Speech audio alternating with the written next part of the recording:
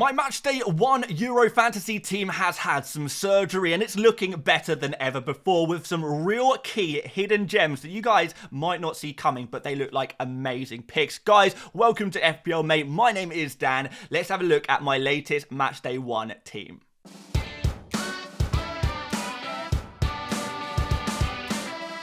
Alright, so I spent all of my money. My chip strategy is still to play Limitless in Matchday 3 and Wildcard in Matchday 5. And if you want to know more about the chips and rules around the Euro fantasy game, make sure you check out my How to Play video. It's probably one of my best videos I've ever made, and I think it's really useful to give a clear answer to how to play and all of the interesting rules around this game, because it is a little bit different to other fantasy games you may have played. But let's start putting some players on this pitch, and we're going to start off in goal with Lunin. So, Lunin is a 4.5 million goalkeeper. He plays for Ukraine. He also plays for Real Madrid. Had a good season at domestic level. And the reason I'm picking him is basically, he is the best value for money if you're looking for clean sheets in the opening two fixtures. So, Matchday 1 and 2. Matchday 1, we've got Ukraine playing against Romania. They've got a 35% chance of a clean sheet there. Matchday 2, 36% chance of a clean sheet against Slovakia. So that is the best clean sheet odds you are going to get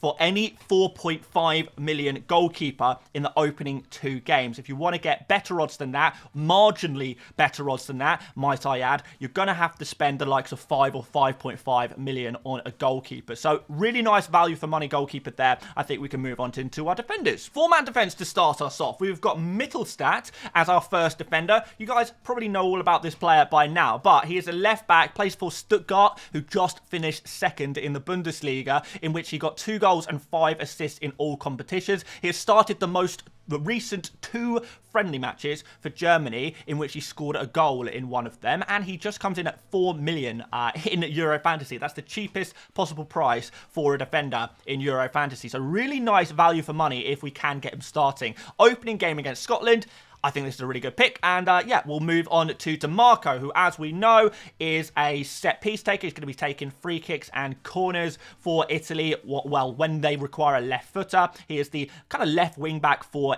Inter Milan. So he's quite an attacking left wing back there, which is going to be useful. Opening fixture against Albania, which is nice. And we have got a 53% chance of a clean sheet for Italy in Matchday 1 against Albania. Now, that is the highest chance of a clean sheet among any defenders for Matchday 1, Italy. So there you go, 5 million, very good price tag for what you're getting. An attacking, set-piece taking defender with a huge chance of a clean sheet.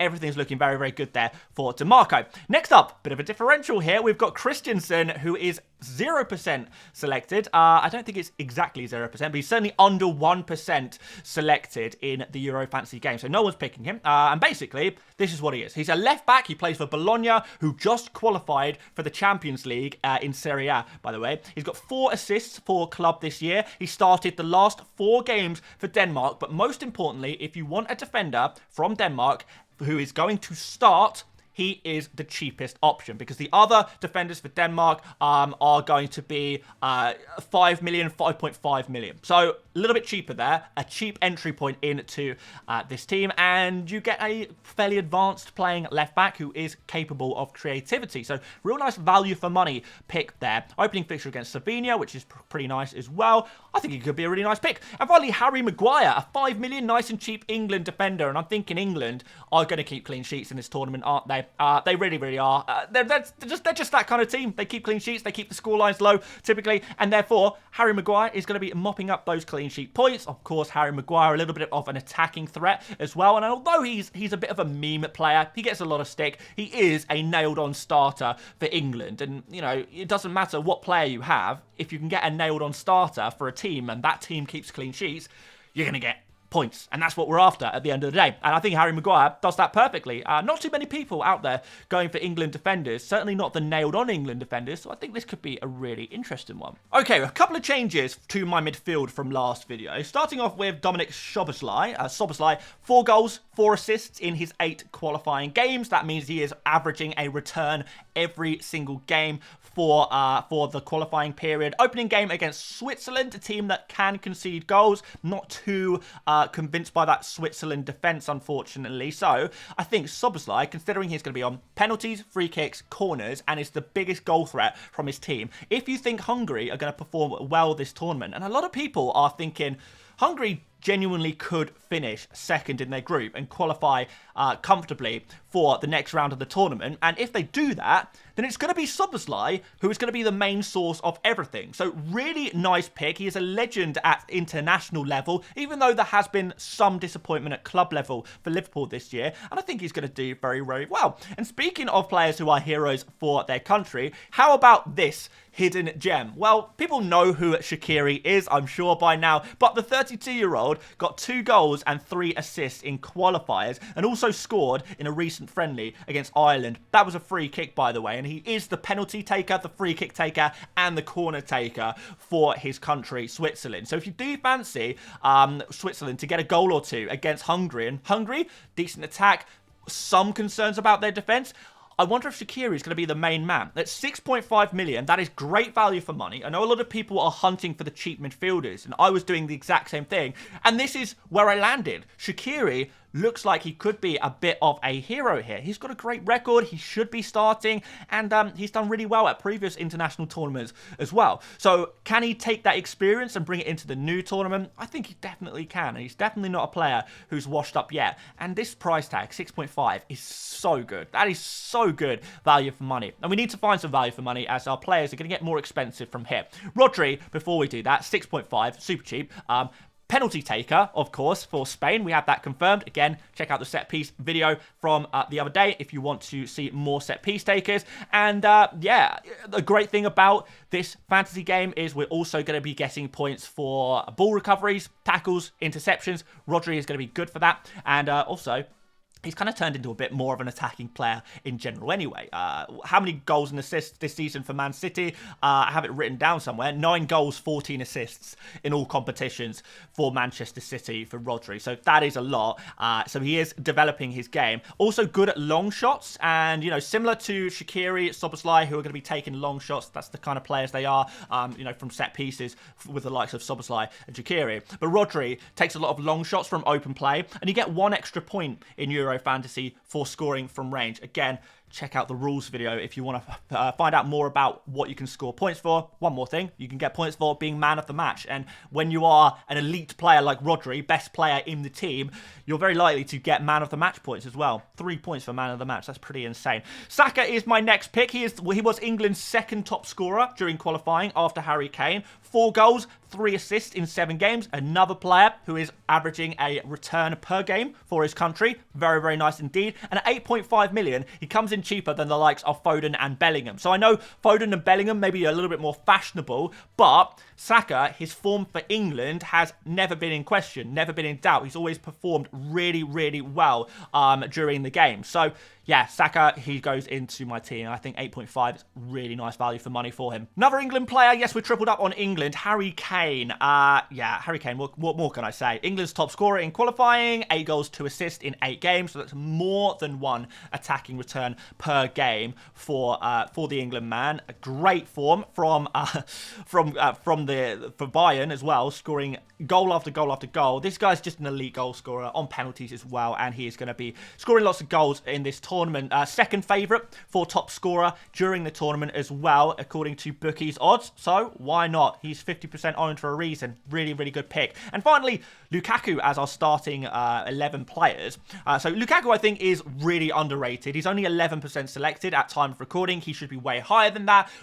14 goals made him the top scorer during Euro qualifying. No player scored more goals in qualifying than Lukaku. He is an insane player for Belgium, and a lot of that is to do with De Bruyne playing in behind him. That really, really does help him. But even without De Bruyne, he has consistently scored goals. Penalty taker as well, and the fixtures are Slovakia, Romania, and Ukraine. So very favourable fixtures for the Belgian man as well. So therefore, he goes into this team, and I have no doubts that he's going to be a fantastic pick for the Euros. Now let's go to the bench, because as we know in Euro Fantasy, the bench is very important. Now again, you might need to refer to the rules, how to play video for this, but just a very brief introduction. You can swap your starting players for bench players who play later on in the week. So you can see I've put all of my starting players are players who play early on in the match day, as you can see by the dates, and all of my players on the bench are players who play later on in the match day. So once my players have played in my starting 11, if any of them perform poorly, I can switch in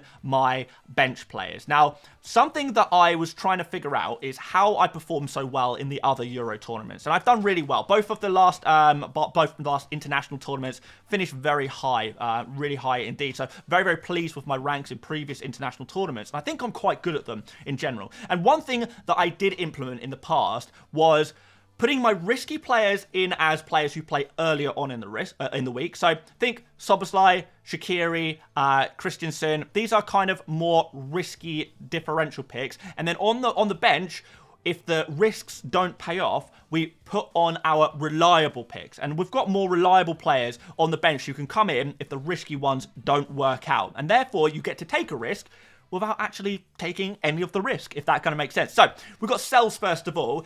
With no Courtois in the Belgium squad, a lot of people are backing Sels to be the main starting goalkeeper for Belgium, and he comes in at just 4 million. That's the cheapest a goalkeeper can be. Of course, there's a chance Casteels becomes the main goalkeeper for Belgium. We're not sure about that. It's one to keep an eye on. But if Sels looks like he is going to be the starting goalkeeper for Belgium during the warm-up matches before the Euros start, then at 4 million, he is a no-brainer, absolute must-buy, because as we spoke about earlier, Belgium's fixtures, really, really nice. Slovakia, Romania, Ukraine. And we are repping the Belgium shirt, by the way, today. Love it.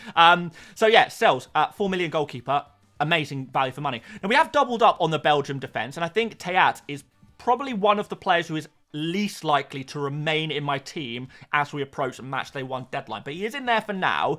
4.5 million, very good value for money. Differential at 1% owned, 2 assists during qualifying. He plays as a left-back primarily, but can also play as a centre-back for Belgium. I think he is a decent pick, to be fair. It's just a case of whether I want to double up on the Belgium defence or not. I like their fixtures, as I mentioned, so yeah, let's stick with him for now. And then we've got our really reliable picks, and if any of the risky ones starting don't pay off, we'll just simply sub them in. Mbappe, we know how reliable he is. Opening fixture against Austria, probably the easiest group game that he's going to play. He's a penalty taker, 9 goals, 6 assists in qualifying, really insane numbers. 8 qualifying games, 9 goals, 6 assists, so almost 2 attacking returns per match at international level. He's an absolute machine.